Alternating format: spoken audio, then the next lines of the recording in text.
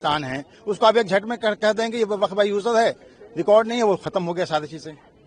और दूसरी सबसे बड़ा इंपॉर्टेंट चीज है कि आपने कहा सेक्शन 2 में जो ट्रस्ट है, अगर कोई ट्रस्ट है तो वक्फ अप्लाई नहीं होगा। भाई हमारे यहाँ जितनी यूनिवर्सिटी हैं, कॉलेजेस हैं, सब में मस्जिदें हैं, मदरसा हैं और उसके अंदर कब्रिस्तानें हैं और वक्फ किया हुआ है, उसमें बहुत सारी चीजें। आप एक झटके में कैसे कह दें कि वक्फ खत्म हो जाएगा? सबसे बड़ा चीज तो यह है कि आप जो अमेंडमेंट हुआ इसमें सेक्शन 3 में, पार्लियामेंट में अमेंडमेंट जो हुआ उसमें यह कह दिया गया कि भाई जो एंशिएंट मॉन्यूमेंट्स हैं वक्फ से बाहर हो जाएंगे, वक्फ एक्ट अप्लाई नहीं होगा।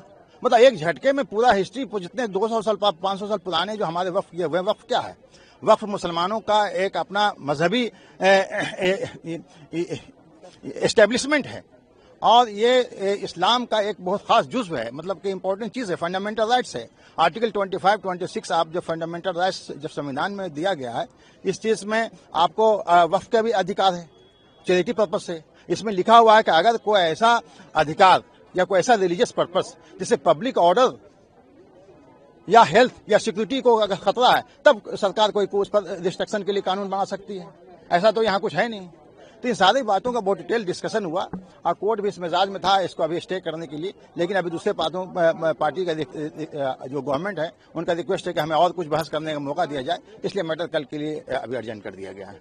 सुप्रीम कोर्ट ने इंटेंट दिखाया है that the concept of Waqf user has been identified and they have given certain positive points to the other side and the other side has said कि वो अगले दिन तक डिसाइड करके बताएंगे whether certain interim stay can be given और not. जो इनके मेन चीज थी 8-10 में से जो 2 मेन अटैक थे इनके, वो थे ये वक्फ बाय यूजर को खत्म करना चाहते थे, कर लिया इन्होंने अमेंडमेंट के जरिए, और 2 नॉन मुस्लिम को वक्फ काउंसिल के अंदर ये लेके आना चाहते थे। ऑनरेबल सुप्रीम कोर्ट में आज तकरीबन 3 घंटे की हियरिंग के बाद में ऑनरेबल सुप्रीम कोर्ट साफ वाजे किया है कि हम ये ऑर्डर पास करेंगे या हम ऑर्डर पास करना चाह रहे हैं ये, जिसपे स्टेट काउंसिल ने यानी गवर्नमेंट काउंसिल ने कहा जी कल तक के लिए मुलतवी कर दीजिए। तो वो जो वहां पर बताया गया था वो ये बताया गया था ऑनरेबल सुप्रीम कोर्ट की तरफ से कि हम वक्फ बाय यूजर को रिटेन करेंगे इंटरिम, जब तक इसकी पूरी सुनवाई ना हो जाए, यानी इंटरिम ऑर्डर इस तरह का करने जा रहे हैं। दूसरी चीज क्या थी इसमें कि जो नॉन मुस्लिम को आपने इंक्लूड किया उसको भी हम स्टे करेंगे। अभी ये इंटरिम ऑर्डर के ऊपर बात चल रही है, फुल्ली इनको एग्जामिन किया जाएगा सारी चीजों को, और ऑनरेबल सुप्रीम कोर्ट इसको खुद एग्जामिन करेगी या किसी दूसरे हाई कोर्ट को रेलीगेट करेगी, ये ऑनरेबल सुप्रीम कोर्ट ने कल डिसाइड करके बताना है।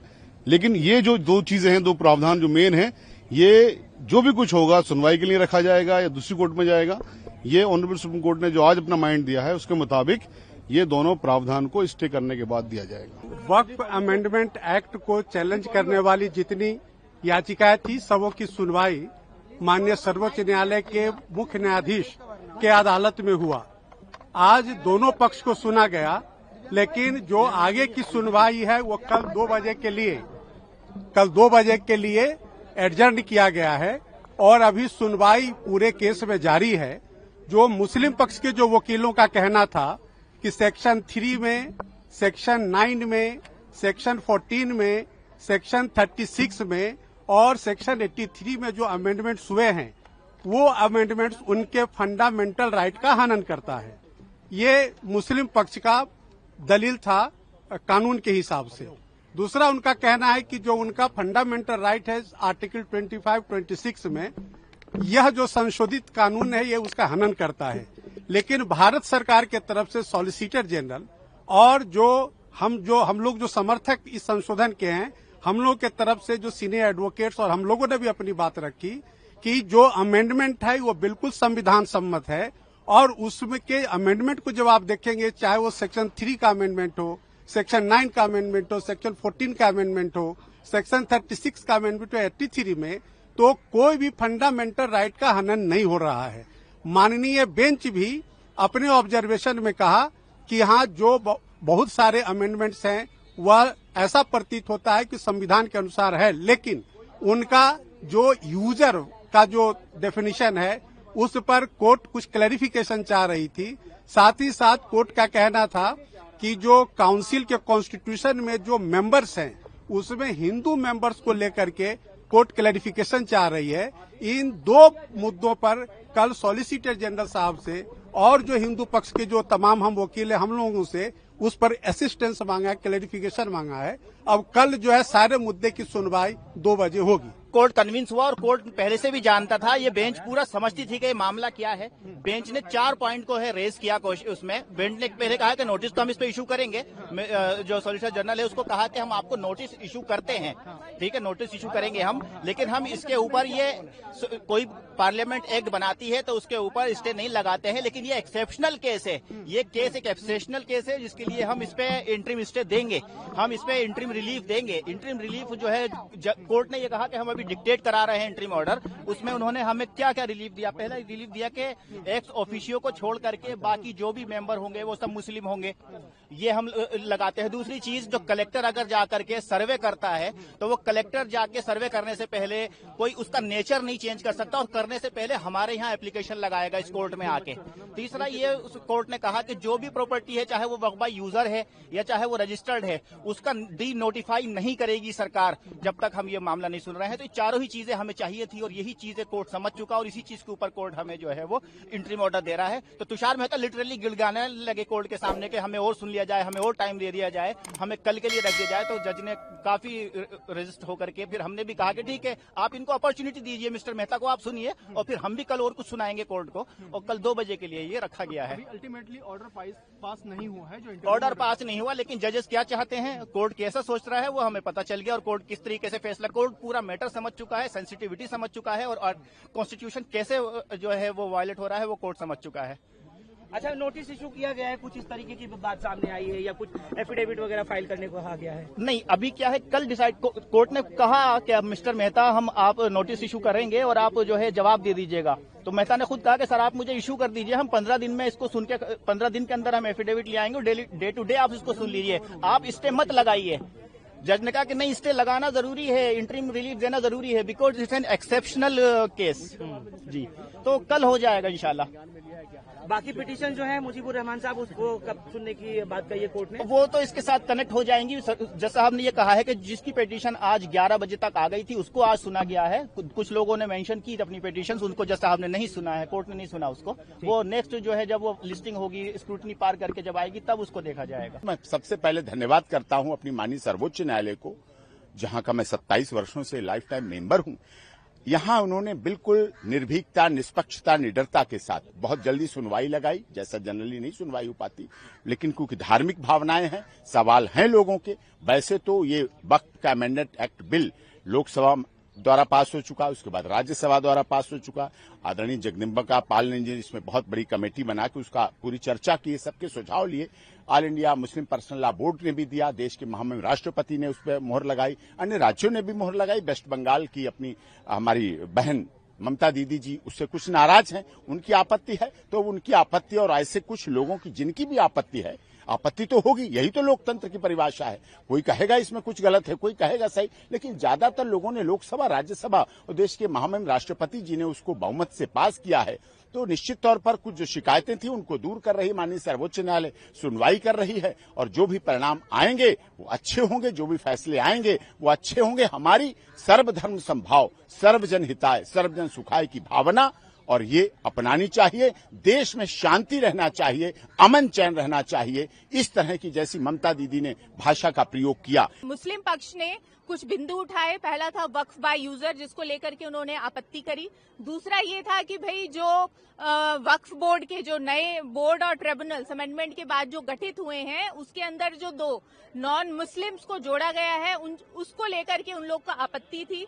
तो यहाँ पे हमारा हिंदुओं पक्ष का ये कहना है न्यायालय के समक्ष कि देखिए 1995 के वक्फ बोर्ड में ये था कि वक्फ बोर्ड ओपनली ये कहता है कि अगर कोई भी गैर मुस्लिम वक्फ बोर्ड को संपत्ति डोनेट कर सकता है, वो किसी भी गैर मुस्लिम से संपत्ति लेने के लिए तैयार है। पर अगर कोई भी गैर मुस्लिम वक्फ बोर्ड या ट्रिब्यूनल का हिस्सा बनता है, वो उनको आपत्ति है। तो इस चीज को लेकर के उन्होंने मुद्दा उठाया, जो हमारे अधिवक्ताओं ने, हमने उस चीज का पुरजोर विरोध किया। उन्होंने पूरी कोशिश करी कि आज स्टे लगे, तो उसमें भी वो नाकाम रहे। दूसरा, माननीय दिल्ली हाईकोर्ट के समक्ष भी बहुत सारी ऐसी याचिकाएं पेंडिंग है जहां पे पहले पिछले वक्फ बोर्ड को चैलेंज किया गया है। और दूसरा जो सबसे बड़ा बात यह है कि जब कमेंट्स में जजेस ने कमेंट में ये भी कहा कि एक समय में दिल्ली हाई कोर्ट की प्रॉपर्टी को भी वक्फ बोर्ड कह करके क्लेम किया जा रहा था। तो उस चीज को लेकर के हमने आपत्ति उठाई है और हमें पूरी उम्मीद है कि जो अमेंडमेंट्स हैं वो सरवाइव करेंगी और स्टे नहीं लगेगा। हमारा ऐसा कहना है कि वक्फ एक्ट 1995 के बहुत सारे ऐसे प्रोविजंस हैं जो ड्रैकोनियन हैं, जिसको पूर्णतः खत्म होना चाहिए। और एक दो तरह की सिचुएशन है।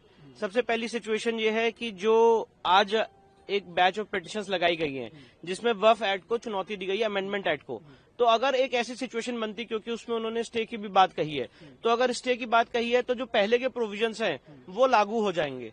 तो हमने कहा है कि वो प्रोविजंस को भी स्टे करना चाहिए, क्योंकि वो सारे प्रोविजंस भी ड्रैकोनियन है। Point number 1। पॉइंट नंबर 2, वक्फ एक्ट 1995 में ड्रैकोनियन प्रोविजंस अभी भी हैं जो अमेंडमेंट एक्सरसाइज से रह गए, उसको भी हमने चुनौती दी है। फॉर एग्जाम्पल, जो पर्सन एग्रीव्ड शब्द यूज है, जिसमें नॉन मुस्लिम्स भी आते हैं और उनको ये ऑब्लिगेशन है कि उसको वक्फ ट्राइब्यूनल में चैलेंज करें, उनकी जमीन अगर चली गई है, उसको हमने चैलेंज किया है। वक्फ ट्राइब्यूनल पूर्णतः गलत है, सारे मामले सिविल कोर्ट जाने चाहिए, ये मांग हमने की है। सेक्शन 89 में अगर वक्फ के खिलाफ केस फाइल करना है तो नोटिस देने का प्रावधान है, उसको हमने चैलेंज किया है। शामला दा, जो एक गांव समाज की जमीन होती है, वो पूरी की पूरी जमीन वक्फ को घोषित कर दी गई है वक्फ की डेफिनेशन में, उसको हमने चैलेंज किया है। इसके साथ साथ और भी ऐसे प्रावधान है, सेक्शन 28 है, 29 है, सेक्शन 41 है, सेक्शन 36 है, जिन सब में डबल रजिस्ट्रेशन का प्रोविजन है। इन सबको भी हमने चुनौती दी है और हमारी ऐसी मांग है कि वक्फ एक्ट 1995 के जो ड्रैकोनियन प्रोविजन है उन सबको स्टे किया जाए और जो अभी ड्रैकोनियन प्रोविजन रहेंगे उनको भी स्टे किया जाए। तो सर, जो नया एक्ट जो अमेंडमेंट सरकार ने किया है उससे स्थिति में कितना बदलाव? नहीं, देखिए, जो नया अमेंडमेंट एक्ट आया है वो काफी अच्छा है, काफी हमने कदम आगे बढ़ाया है। जैसे सेक्शन 3B आया है, 3C आया है, 3D आया है, वक्फ बाय यूजर को खत्म किया गया है और जो पूर्व में वक्फ बाय यूजर है, अगर उस पर डिस्प्यूट है तो वक्फ बाय यूजर नहीं माना जाएगा, ये सब उसमें मेंशन्ड है। सारे वक्फ के डॉक्यूमेंट्स का दस्तावेज सबमिट करने का मैंडेट दिया गया सेक्शन 3B में। सेक्शन 3C में कहा गया कि सारी सरकारी संपत्ति वापस ली जाएंगी। सेक्शन 3D में कहा गया कि वक्फ का जो कानून है वो ASI संपत्तियों पर लागू नहीं होगा और वक्फ बोर्ड जो है उसमें जो उसका कॉम्पोजिशन है उसको भी बदला गया है। तो काफी बेहतर चीजें हैं, पर कुछ कुछ चीजें रह गई हैं, उसको हमने माननीय सर्वोच्च न्यायालय के सामने चुनौती दी है। दूसरा जो पक्ष है, जो मुस्लिम पक्ष से कहें तो उनका कहना है कि एक्ट अमेंडमेंट गलत है, उससे उनके हित प्रभावित होंगे, आप क्या कहते हैं? नहीं, देखिए, मेरे हिसाब से तो अमेंडमेंट एक्ट सही है और अमेंडमेंट एक्ट इस समय जो हित प्रभावित हो रहे हैं वो हिंदू समाज के हो रहे हैं, जो अन्य समाजों के हित प्रभावित हो रहे हैं। अगर ये कहना कि उनका हित प्रभावित हो रहा है तो मुझे तो उसमें कोई ऐसा प्रोविजन लगता ही नहीं है। आप मुझे बताइए, अगर इस्लामिक लॉ ये कहता है कि वक्फ बिना वक्फ डीड के नहीं हो सकता है, तो यही बात तो सेक्शन 36 में लाई गई है। अगर वक्फ बाय यूजर का कंसेप्ट कोई भी किसी भी इस्लामिक लॉ में नहीं है, ना किसी माननीय कुरान में है, ना हदीस में है, तो फिर उसमें क्या दिक्कत है? यही बात तो इस प्रोविजन में लाई गई है। तो यहाँ पे पॉइंट इन इशू ये, डिबेट ये है कि अभी भी ऐसे ड्रैकोनियन प्रोविजन है जो हमें इम्पैक्ट कर रहे हैं, हमारे राइट्स को इम्पैक्ट कर रहे हैं, इसलिए हमने उसको चुनौती दी है। सर, बंगाल सरकार ने इसका मुखर विरोध किया है, कहा है कि हम लागू नहीं होने देंगे, क्या देखिए, मुझे ऐसा लगता है कि इस तरह के जो बयान है ये असंवैधानिक है। ये सेंट्रल एक्ट है, केंद्रीय कानून है और हर सरकार का ये दायित्व है स्टेट गवर्नमेंट का कि वो सेंट्रल एक्ट को इम्प्लीमेंट करे, लागू करे।